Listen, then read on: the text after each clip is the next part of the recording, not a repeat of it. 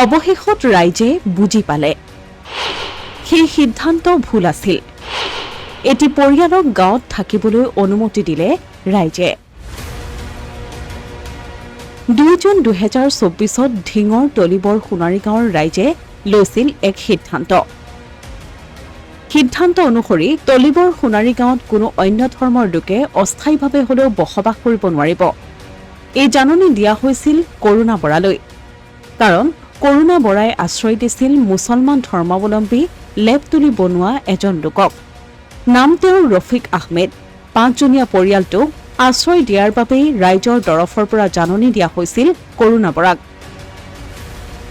অসমীয়া প্ৰতিদিন ডিজিটেলত দেওবাৰে বিতংভাৱে প্ৰকাশ পাইছিল সেই খবৰ।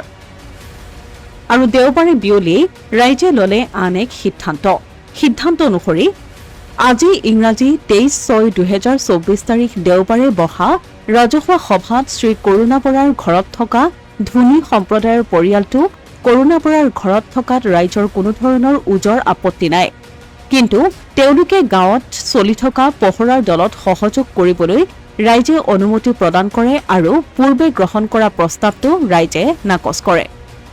আৰু এনেদৰে এক সুস্থ বাতাবৰণৰ সৃষ্টি হ'ল। গাঁওখনত থাকিবলৈ অনুমতি পালে পৰিয়ালটোৱে। Asomiya Pratidin digital desk.